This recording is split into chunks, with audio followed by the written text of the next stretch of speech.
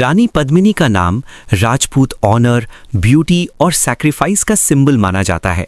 लेकिन कुछ हिस्टोरियंस एक अनकंफर्टेबल सवाल पूछते हैं, क्या रानी पद्मिनी वैसी ही थीं जैसे हमें बताया गया?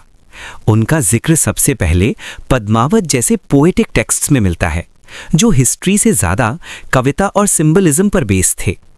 क्या हो अगर रानी पद्मिनी एक सिंगल हिस्टोरिकल फिगर नहीं, बल्कि राजपूत वैल्यूज का एक पर्सोनिफिकेशन हो? Honour, resistance, dignity over defeat.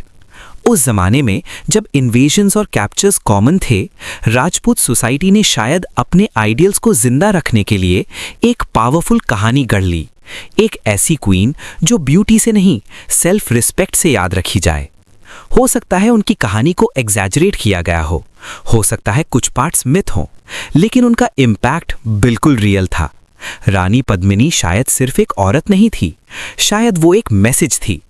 कुछ चीजें होती हैं जो जीत से भी ज्यादा इंपॉर्टेंट होती हैं, और इसीलिए हिस्ट्री और पोएट्री के बीच रानी पद्मिनी आज भी जिंदा है। सवाल ये नहीं कि वो एग्जैक्टली कौन थी, सवाल ये है क्यों उनकी कहानी इतनी जरूरी बन गई।